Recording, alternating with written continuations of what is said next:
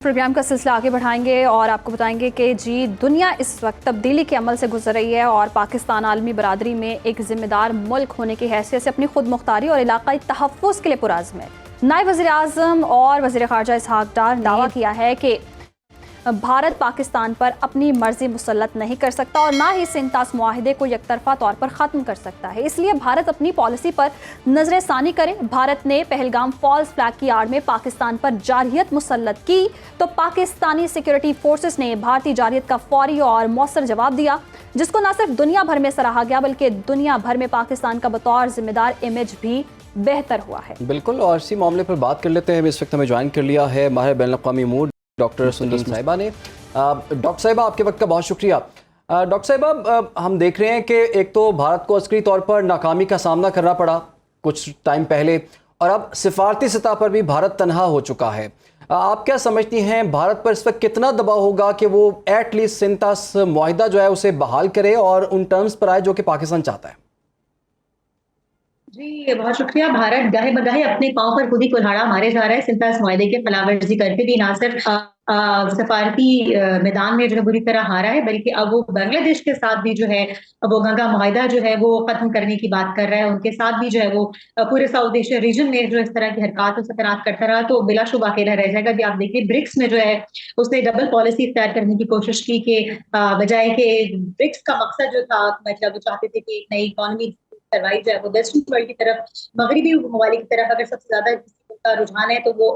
हिंदुस्तान का है। और अभी इंडोनेशिया को लाने की बात की जाती है रिप्लेस करने के लिए आई स्टैंड फॉर इंडोनेशिया से, और भारत को रिप्लेस किया जा रहा है। तो अगर जितना अमेरिका ने चाहा था कि अखंड भारत का साथ देते हुए कि जनाब उसको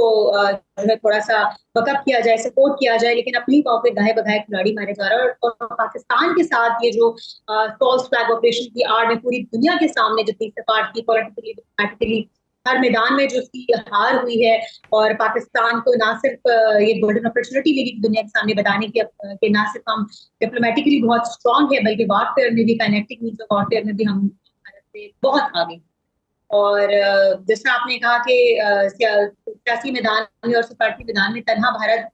टाइम होता जा रहा है, क्योंकि जब तक आप जिस खत्ते में रहते हैं, अगर आप वहां पर अपने करीबी ममालिक का साथ नहीं देंगे, जिससे हमने ईरान का साथ दिया, ना सिर्फ being a Muslim country but being the neighbouring country, तो अमेरिका का रुझान जो है इसके बाद अब मुस्तकिल बुनियादों पर जो फौरन से दोबारा से पाकिस्तान की जानिब आ गया है। और अमेरिका को हमेशा भारत को इस बात की हमेशा से बहुत तकलीफ रही है कि कैसे पाकिस्तान जो है अमेरिका और चाइना के साथ जो है अपने अच्छे टर्म्स बरकरार रख सकता है। तो एक बार फिर से जो है अमेरिका के साथ यकीनन डॉक्टर साहबा, इंडिया जो है वो तनहा हो रहा है और पाकिस्तान को पूरी दुनिया में सराहा भी जा रहा है, हमारे मौक़िफ़ की तारीफ भी हो रही है। दूसरी जानिब हम देख रहे हैं कि इसराइल और ईरान की जंग में ईरान की जैसे फतह हुई है, इसराइल की पसपाई हुई है, और उसके बाद अब ईरानी आर्मी चीफ का फील्ड मार्शल आसिम मुनीर को फ़ोन भी गया है और उन्होंने बहुत सराहा है उनके जुर्रतमंदाना अंदाज को और पाकिस्तान की बहुत तारीफ की है।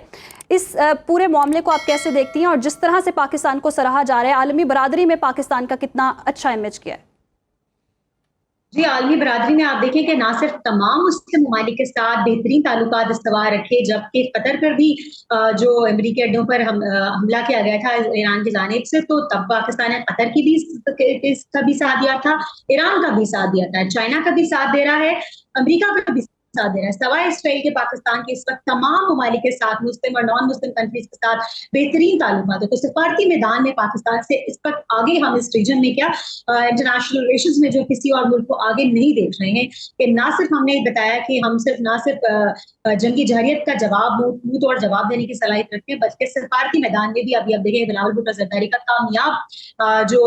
रहा है दौरा तमाम ममालिक का, उसके बाद भी जो है हमारे फॉरेन मिनिस्टर हो, हमारे जितने भी हमारे फील्ड मार्शल आसिम मुनीर साहब का अमेरिका जाना, और बारहा ट्रम्प की जो है वो तारीफ करना आसिम मुनीर के, उनसे ट्रेड रवाबे जो है पाकिस्तान अमेरिका के मजीद मजबूत हो रहे हैं। तो हर गुजरते दिन के साथ पाकिस्तान की न सिर्फ सफारती जीत हो रही है बल्कि तजारती मैदान में भी देखें तो पाकिस्तान माशाल्लाह economically with the passage of time improvement की तरफ ही जा रहा है। तो इन एनी वे पाकिस्तान इस वक्त जो है वो किसी भी मुल्क के साथ जो है वो निगोसिएशन की तो हमें खाली जरूरत ही नहीं, क्योंकि हमने बहुत बात की, बहुत दफा हमने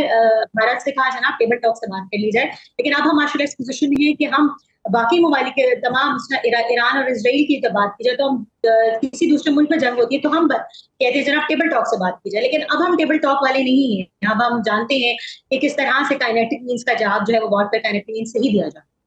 अच्छा डॉक्टर साहब, आप दूसरा ये कि एससीओ में भी एक बड़े फोरम में भी हमने देख ही लिया कि भारत को जिस तरह मुंह की खाना पड़ी है, और इवन कि पाकिस्तान का जो बयानिया है उन्होंने बाय किया है, और जो दोबारा से हमने ये भी देखा कि जो एलामिया जारी हुआ है वहाँ उसमें जिक्र भी है बलूचिस्तान में जो इंसर्जेंसी क्रिएट की जा रही है भारत की जानिब से, और उसके वज़ीर दिफा ने तो उस एलामिया पे दस्तखत भी नहीं किए। दूसरा मसला ये है कि पाकिस्तान का एक रोल बड़ा उभर कर सामने आया पूरे खत्ते में, और एक नेट रीजनल स्टेबलाइजर के तौर पर पाकिस्तान जो है वो सामने आया है। आने वाले दिनों में खत्ते में पाकिस्तान का कितना इंपॉर्टेंट रोल देख रही हैं आप? आपकी आवाज एंड पे कट गई थी। वैसे एससीओ में देखें कि भारत ने एक बार फिर से कोस्ट फ्लैग ऑपरेशन की नाकाम कोशिश की थी। अभी जो उन्होंने एनडीटीवी की रिपोर्ट के मुताबिक जो एनडीटीवी ने कहा जनाब अपने मामूली से क्लर्क जो पाकिस्तान एजेंट बनाकर पेश किया गया, तो ये सब मोदी हुकूमत के हथकंडे हैं। तीसरी बार इलेक्शन की जो कोशिश कर रहे हैं उसमें बिल्कुल कामयाब नहीं हो सकेंगे। और आप देखें कि उनके अपने ही मुल्क से जो है अपोजिशन जमात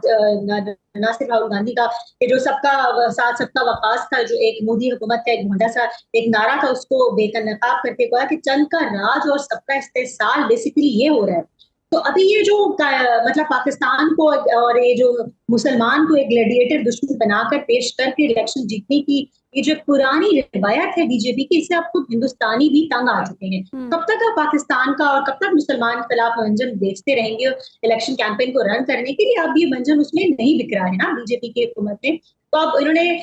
मतलब जो भी पाकिस्तान इंडिया में नाकामी के बाद सफारती हार के बाद जैसे कि हमने कहा कि ये मंजन तो नहीं बिक रहा, लेकिन आप भारत जो है वो दहशतगर्दी को भी हथियार बना रहा है। दूसरी तरफ से हम देख रहे हैं और इसके ताने बाने हर जगह ही मिलते हैं। कनाडा में देख लें, इसराइल वाले मामले में देख लें, ईरान वाले मामले में देख लें, ईरान में भारतीय एजेंट्स पाए गए, जासूसी कर रहे थे। पाकिस्तान में देखें जितने भी दहशतगर्दाना हमले होते हैं उसके ताने बाने भारत से जुड़ते हैं। हनूद और यहूद गठजोड़ भी सामने आ चुका है। तो अब आप क्या समझती हैं कि ईरान हो या दीगर जितने भी ममालिक हैं जहां भारत बुरी तरह बेनकाब हो चुका है, उनको पॉलिसी अपनी शिफ्ट करने की जरूरत है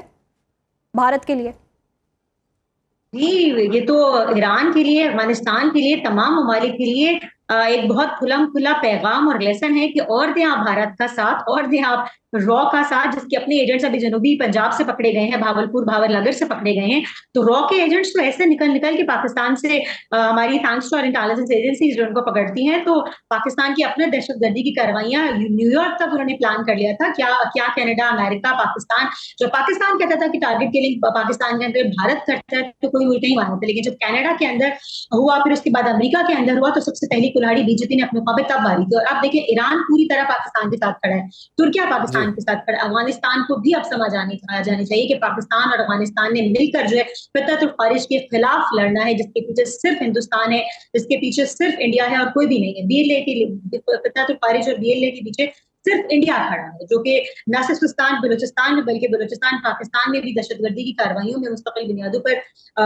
सरगर्म अमल है, वो सिर्फ भारत ही है। तो मेरा ख्याल है अफगानिस्तान, ईरान की तरह अफगानिस्तान को भी समझ आ जानी चाहिए कि पाकिस्तान का साथ देने में ही उनकी आफियत है और मिलकर फितरत खारिज का मुकाबला। बिल्कुल आपने ठीक कहा कि अफगानिस्तान और ईरान को भी अब ये सोचना चाहिए कि भारत जो है वो करता है और हमने देखा नुकसान भी उन्हें पहुंचा रहा है। बहुत बहुत शुक्रिया आपका डॉक्टर सुंदस मुस्तकीन साहिबा, आपने हमें वक्त दिया। हर वक्त बाखबर रहना वक्त का तकाजा है, बर वक्त बाखबर रखना हमारा फरीजा है। अभी सुनो न्यूज़ के YouTube चैनल को करें सब्सक्राइब, बेल आइकन पर करें क्लिक और मुल्की और गैर मुल्की खबरों से रहें बाखबर, यकीन के साथ।